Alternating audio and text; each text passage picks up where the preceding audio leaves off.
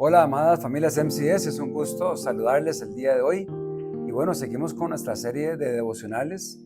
Y esta semana estamos estudiando Josué capítulo 7.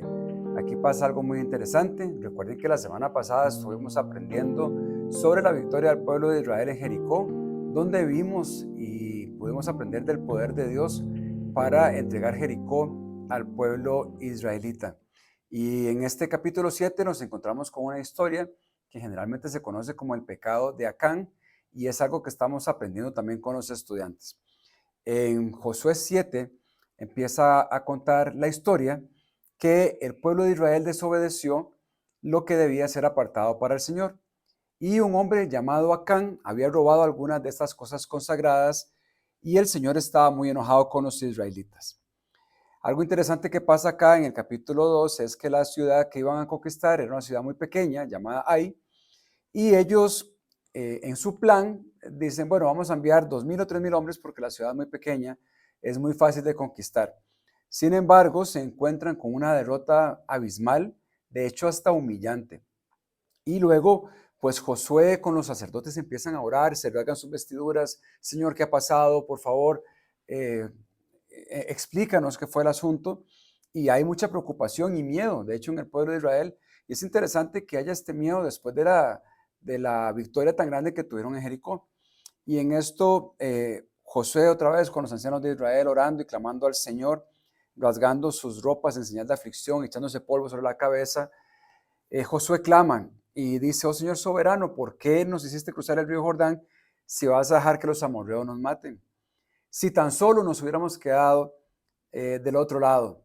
Señor, ¿qué puedo decir ahora que Israel tuvo que huir de sus enemigos? Había otra vez mucha preocupación en Josué.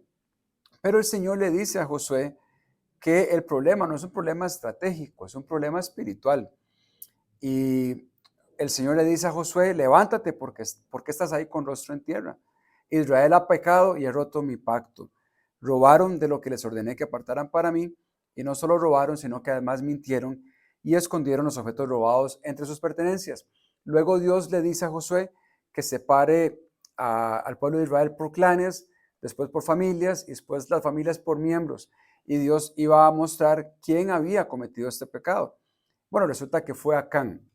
Acá en el versículo 20 responde, es cierto, he pecado contra el Señor, Dios de Israel. Entre el botín vi un hermoso manto de Babilonia, 200 monedas de plata y una barra de oro que pesaba más de medio kilo. Los deseaba tanto que los tomé. Estaba todo enterrado abajo en mi carpa. Y este pecado trajo consecuencias muy graves al pueblo de Israel, pero es algo interesante y algo que nosotros debemos aprender también de lo que él codició, porque Acán reconoce y él dice que él lo deseó tanto que decidió desobedecer a Dios. Y en esta semana pues estamos aprendiendo un poco el tema del pecado, y el tema del pecado pues es el gran problema que tenemos como seres humanos. La palabra de Dios es clara, dice que todos hemos pecado, que todos corremos de Dios, que todos hemos fallado, que todos hemos estado muertos en nuestros delitos y pecados. Es una realidad inherente al ser humano. Y el término pecado incluye o implica 5 áreas particulares que estamos también aprendiendo. La primera es que es de desviarse del propósito divino. El pecado literalmente es fallar o errar el blanco, es desviarse del propósito divino para cada uno de nosotros. También es una transgresión voluntaria, una rebeldía deliberada en contra de Dios y en contra de su palabra. También implica una corrupción moral interna, o sea, un estado pecaminoso inherente, una violación de la ley divina, o sea, vivir fuera de la voluntad de Dios, y también una inhabilidad o incapacidad del ser humano para agradar a Dios por sí mismo. Y vemos en esta historia cómo el pecado de Acán no solamente le afecta a él y a su familia, sino que afecta también al pueblo de Israel. Y es que el pecado oculto, aunque nos parezca que nadie se da cuenta, aunque está ahí escondido, termina afectando a las personas que están a nuestro alrededor, queramos o no. Porque cualquier pecado al final del día va a ser expuesto a la luz, y ese pecado también entendemos que afecta los que están a nuestro alrededor, aunque no se den cuenta. ¿Cómo lo afecta? Bueno, si estamos en un pecado de murmuración, de chisme o viendo cosas en la tele que no tenemos que ver, eso va cambiando nuestra mentalidad, nuestra forma de pensar, afecta nuestras emociones, los afectos de nuestro corazón y por consiguiente nuestro actuar con la gente que está a la par de nosotros no puede ser igual cuando hay un pecado oculto ahí en el corazón. Entonces, no debemos subestimar jamás el impacto del pecado y acordarnos que las decisiones que tomamos en secreto siempre van a afectar a nuestra familia, van a afectar a nuestros amigos, a los vecinos, a nuestra comunidad escolar y por supuesto la relación con Dios. El pecado es como un veneno que contamina silenciosamente. Luego aprendimos que Dios no tolera el pecado en su presencia. Dios es un Dios santo, santo, santo, completamente apartado del pecado y completamente apartado del mal. Entonces, en el versículo 13 se lee que no podéis hacer frente a tus enemigos, a vuestros enemigos, hasta que hayan quitado el anatema, o sea, lo maldito, de en medio de ustedes. Josué ora y Dios responde con claridad, como lo dije anteriormente. El problema no es estratégico, es un problema espiritual. Entonces, ¿qué nos manda? Pues a aprender esto, que no jugar con la gracia de Dios. Dios es extremadamente bueno, misericordioso y lleno de gracia, pero no es un Dios que podamos jugar con Él o jugar con su gracia. Dios es soberano, conoce todas las cosas, es paciente, pero también es justo y es un Dios de ira, es un Dios santo, santo, santo. Repito, el arrepentimiento no puede postergarse. Thomas Watson, un puritano que me gusta mucho, decía que el pecado es la mancha más fea del alma, hace que Dios retire su rostro de nosotros. Tercero, Dios revela, juzga y purga el pecado para restaurar su presencia. Aunque Acán ya había confesado su pecado, lo había reconocido, realmente no había un arrepentimiento genuino en él. Por eso su familia y junto con él y las pertenencias que él había robado son destruidas. Y acá lo que vemos es que Dios no puede ser burlado. El pecado escondido será revelado en algún momento, tarde o temprano. Y la única forma segura de tratar con el pecado es confesarlo y huir de él. John Owen, también un puritano que me gusta mucho leer de su vida, dijo una vez lo siguiente, dijo, mata el pecado o el pecado te matará a ti. Y yo creo que tenía mucha razón en esta apreciación. Entonces, el pecado de Acán nos muestra primero nuestra condición de pecado, nuestra necesidad urgente de Cristo, pero también vemos a la luz de la palabra, a la luz del Evangelio, que Dios, a pesar de nuestro pecado, a pesar de nuestras fallas, Dios sigue siendo un Dios también de amor y de gracia y misericordia.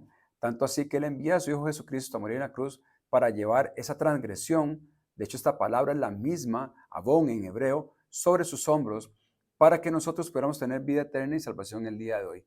Entonces, sí hay una mala noticia, por supuesto, el pecado nos controla, nos corrompe, nos lleva a tomar malas decisiones, pero por otro lado vemos la gracia y la misericordia de Dios enviar a su Hijo para morir por nosotros, llevar en sí mismo no solamente nuestros pecados, sino recibir la ira, la copa de ira del Padre, para que nosotros a través del derramamiento de su sangre podamos ser salvos el día de hoy, ser limpios de toda culpa y de todo pecado.